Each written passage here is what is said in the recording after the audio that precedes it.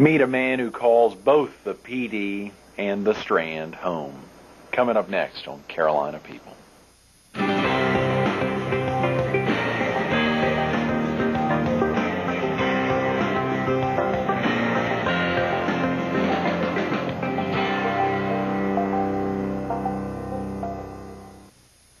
Good morning.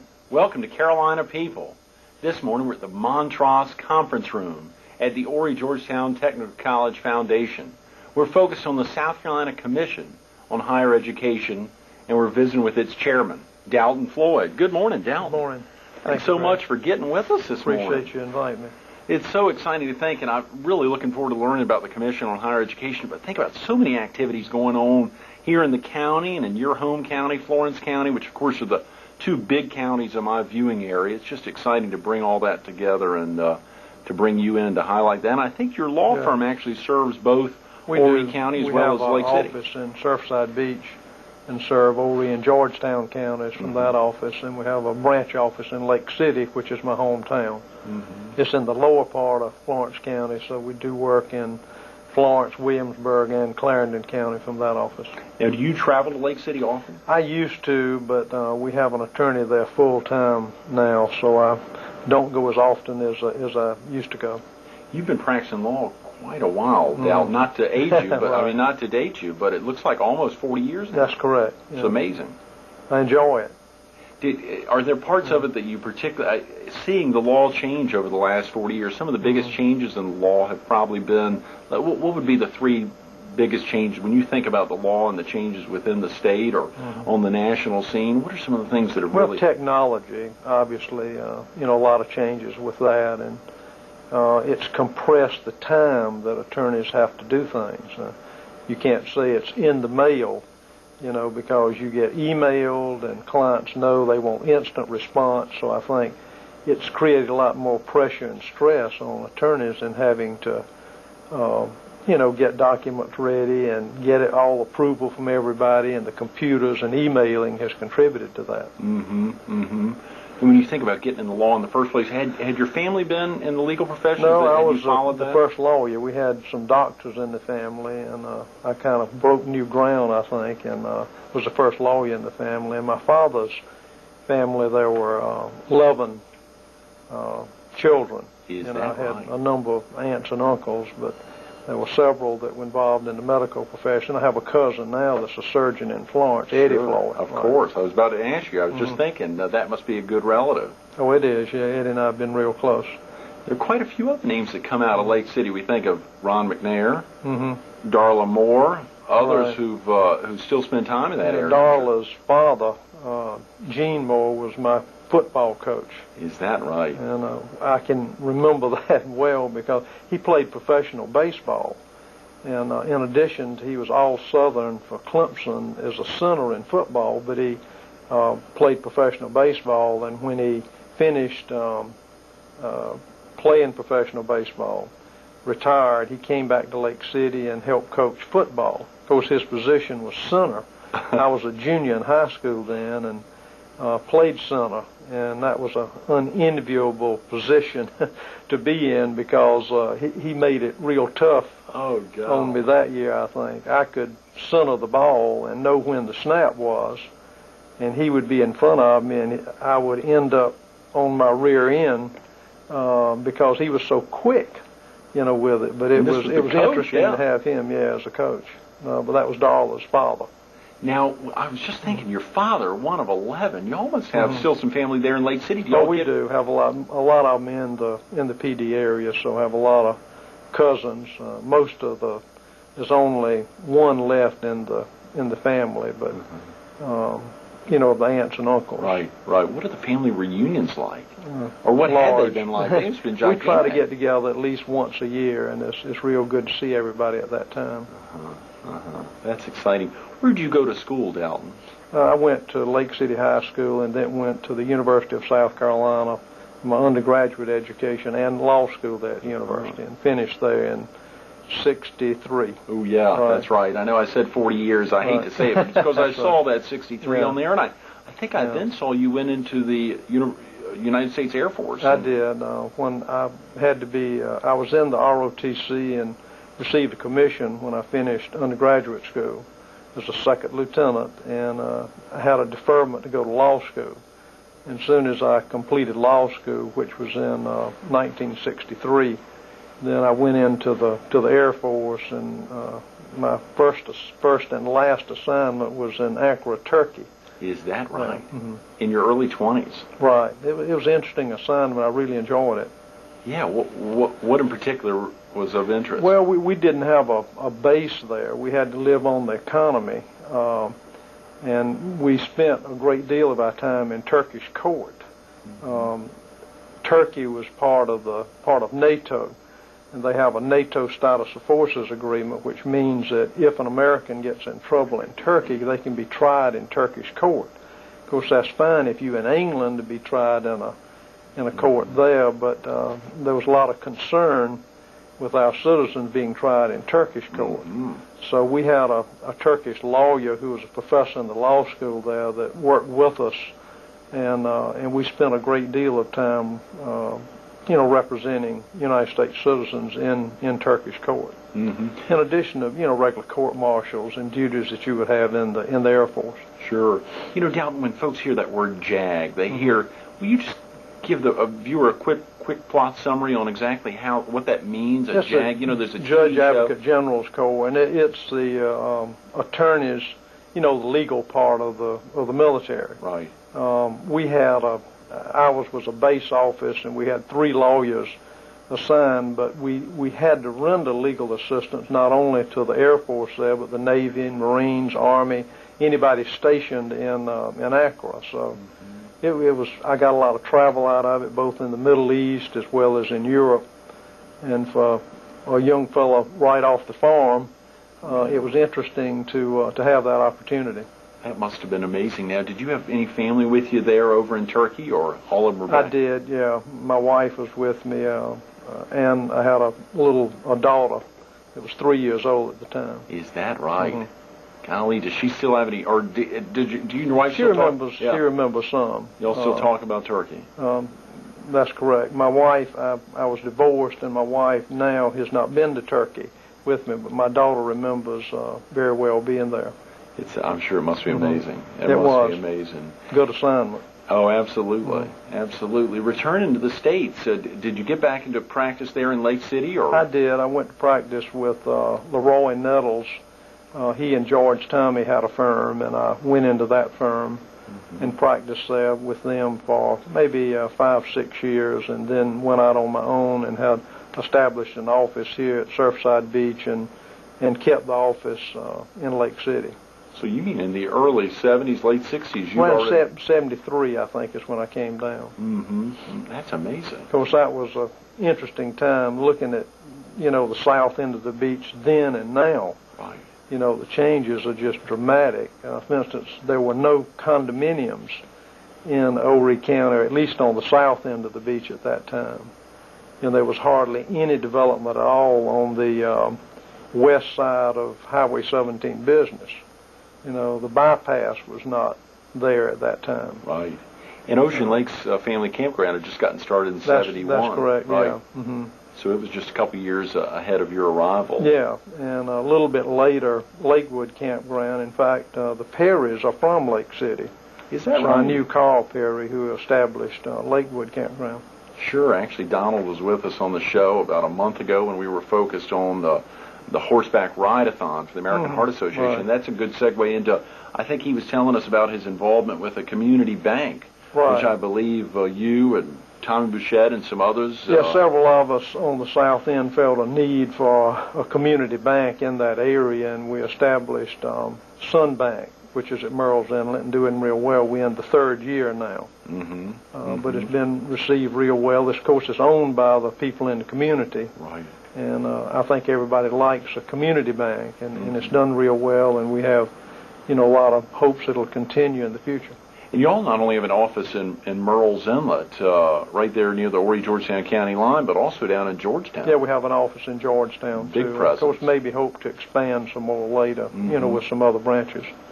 Tommy was with us about a month and a half ago talking about community banks, and on that same week, David Morrow from Crescent Bank was with us, and the week before, Walt Standish from Beach First. We've been learning a lot about community banks. It's amazing to see. Particularly in South and North Carolina, they've done exceptionally well. Of course, some of them later, as they grow, end up merging with larger banks. But there are a number, like you said, in the Strand area, Crescent and Beach First, Sun Bank, so that's a number of community banks in this area. And two of them are celebrating big anniversaries now. One of 50 years and one 100 years. So Conway National and Coastal Federal. Yeah, I had been involved with establishing two other community banks. One in Surfside, Walkamaw State Bank, that later merged with Anchor, and one in Lake City that was a savings and loan. It was Patriot Federal Savings and Loan. So I've had a little involvement with establishing, some financial institutions. Yeah, I saw that on reading a little about you, that there was association either as a officer, director, general counsel, advisory board member, just a member of a number of banks or savings and loans. It was fascinating. What originally prompted you to get active in that side? Well, my grandfather was instrumental in starting a bank in Lake City. And my uncle, when I came back to practice law, was chairman of the board of Palmetto Bank and Trust Company, which was a community bank in Lake City. And I learned to appreciate, what a community bank can mean for a community like Lake City. And of course, I feel like we are meeting that same need in the Murrells Inlet area. Absolutely. It's so exciting to see that. Hopefully that'll continue to expand. Good, thank you. Dalton, obviously our focus today, South Carolina Commission on Higher Education. That's something a lot of folks may not have familiarity with, but this is a good lead into that. Of course, your involvement, I saw as an educator in many ways, both serving as an early instructor at a real estate school here in Horry County, and I think helping out on the PGA. Was there an educational side? Yeah, we have a little golf niche, so to speak, in our law firm. And it comes from, I think, my representation of the South and North Carolina professional golfers for about 15 years. And when I was representing them, I did some seminars locally on things like buying and selling golf courses and management contracts, risk management, various liability issues like errant golf ball liability, lightning liability. And the PGA of America asked me to do some seminars for them. And I actually did a number. I've cut back since I've been on the Commission on Higher Education, but I did a number for the PGA of America all over the United States, as well as the Golf Course Superintendents Association. Nationally. Golly, it's a lot of travel. And as a result of that, meeting people and having these seminars, we started getting a lot of calls and all with legal questions relating to the golf industry, and as a result of that, we started, doing more work with the golf industry. So we have a website, golflaw.com. Is that right? Golflaw.com. Yeah. In addition, our regular law firm website, and if we do things out of South Carolina, we do it on a consulting basis. Right. We just did a golf course recently out of Fredericksburg in Virginia.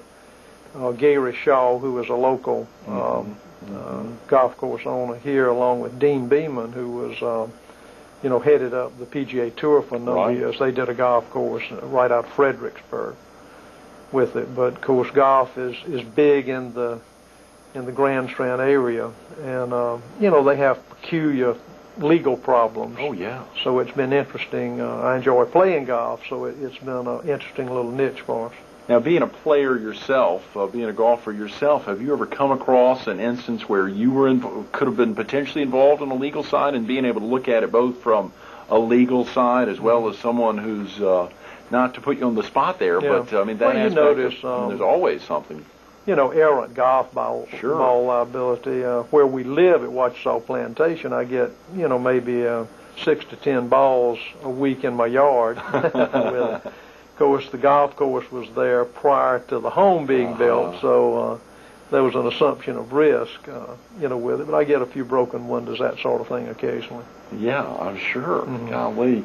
Let's talk about the South Carolina Commission on Higher Education. What is that, Dalton? I saw you've been involved almost 8 years now. Yeah, I have. I represented the first congressional district for 4 years and was appointed by Governor Beasley. And after a year or two, I was elected vice chairman, and then Governor Hodges appointed me chairman about 4 years ago. And Governor Sanford has left me in that position once he took over. But it's a coordinating agency, which is different than a governing board. The various colleges and universities have boards of trustees that are governing boards. But the South Carolina Commission on Higher Education is a coordinating agency which has oversight in matters such as budget, approving facilities, program approvals, this sort of thing, and focusing more on statewide goals to try to help the institutions work toward that, even though they have their own institutional goals. So we approve budgets, facilities, programs, this sort of thing. Mm-hmm. So you still interact with, now I give some examples of that. I think you talked about one when we talked on the telephone maybe a few weeks ago, which was the new potential upcoming law school down there in Charleston, and y'all's involvement in it. That's a private school. We actually have 33 public institutions in the state. A lot of people don't realize we have that many, but there are 3 research institutions like USC, Clemson Medical College. Mm-hmm. Then you have 10 comprehensive teaching universities like Coastal, College of Charleston, Winthrop. And you have 4 branches of the university. Mm-hmm. And then you have 16 technical colleges, mm-hmm. With it. So there are 33 public colleges and universities. In addition, there must be about 25, I think, private institutions.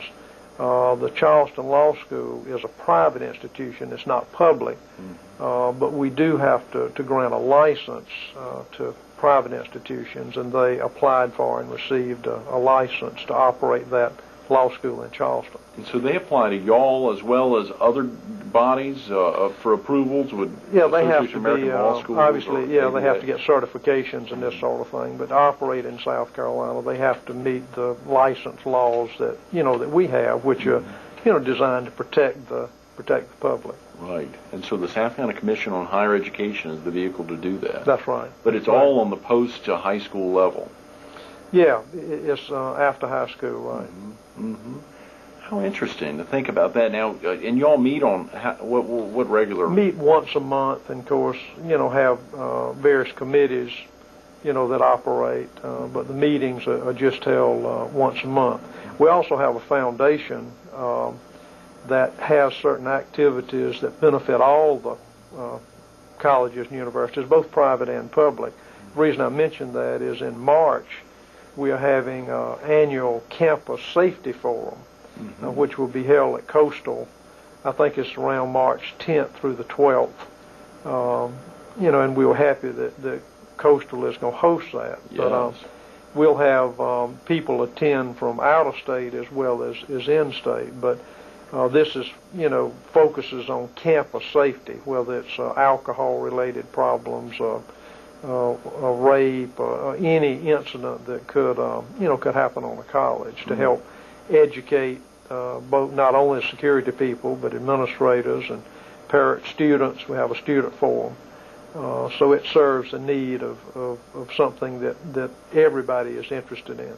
If a viewer wanted to find out more about that, what would be the best way to call the Commission on Higher Education Foundation? Foundation? We have a website. I'm not sure exactly the what the call sign is for it, but we have a website, as well as they could call the commission and get the details. Our Coastal would have the details also. Sure. So a viewer could call, if you were in the PD or even in southeastern, would folks in North Carolina be able to come down to this? Certainly. Great. With it, and the registration is taking place now, so they could check with Coastal or the commission and receive the application. So the foundation on a regular basis gets involved in helping to underwrite some of the programs at schools. That everybody benefits from. Sure. Another one, we have a trustee conference where, again, we invite all the trustees from the governing boards of the colleges and universities, both public and private, and do some trustee training and also focus on issues that that all of them are interested in. In fact, we just recently had a study conducted by two institutions, the National Center on Education Management Systems and the Association of Governing Boards. We had them do a study in South Carolina to see what should the public agenda be for higher education, and then how should we implement that, or what changes we should make. And they presented that their findings in that to the trustee at the recent trustee conference we had several months ago. It was interesting, some of the things they found. Some of the things they discovered was that, the low educational attainment, for instance, in South Carolina, of 100, let's say 1,000 kids that start the 9th grade, how many of those finish? In South Carolina, 490 finish.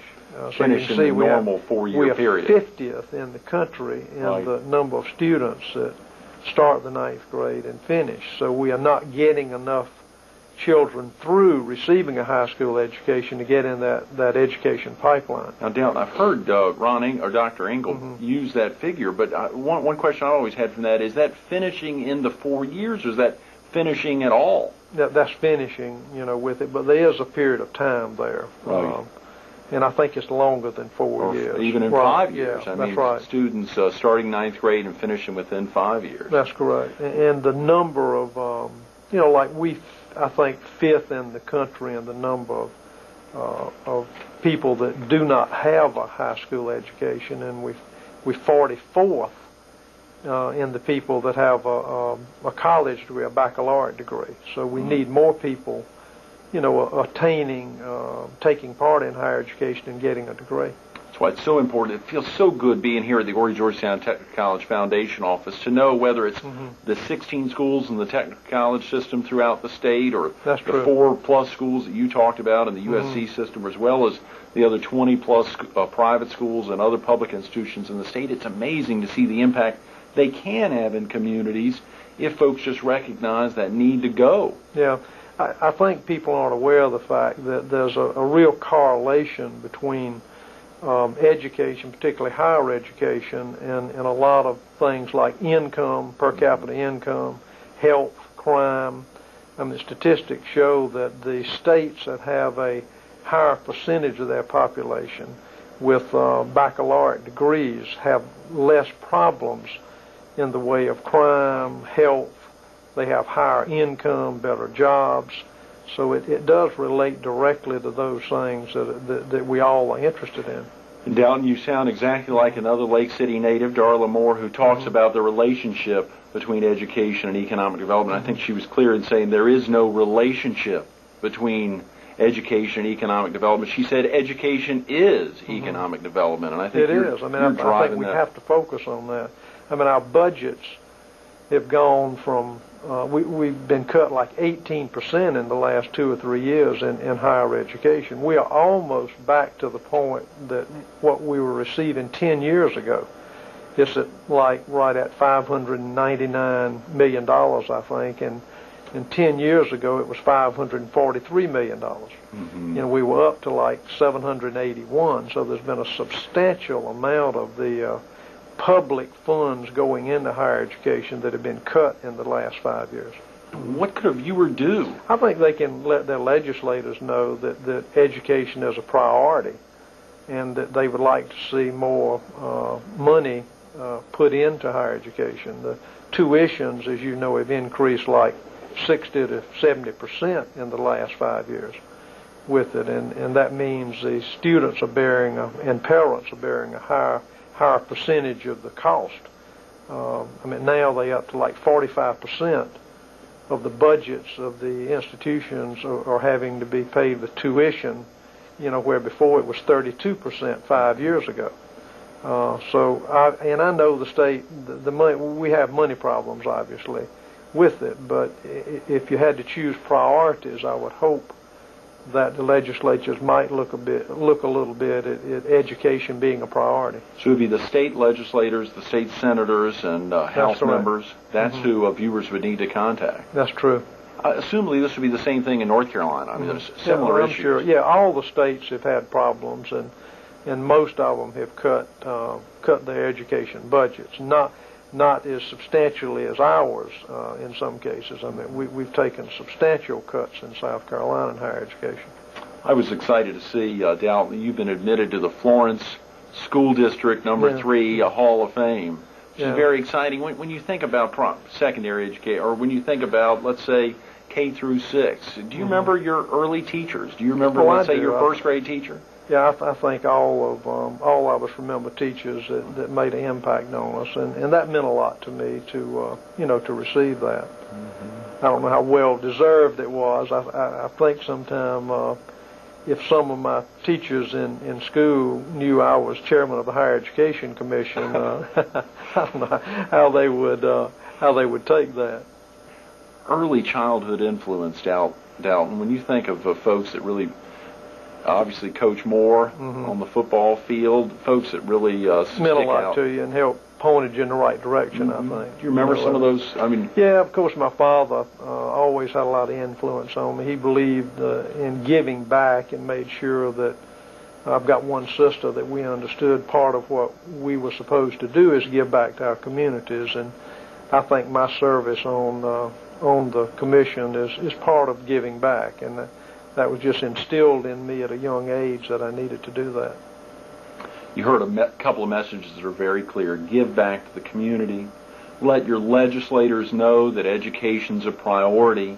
Make that commitment to recognize folks in your youth, whether it's your football coach who knocks you on your butt time after time, or someone in the classroom that made a difference. Give them a call. Thank them for that at an early stage. Dalton, thanks so much for being with us this morning. Thank you for having me. Stay tuned to more Carolina People coming up next.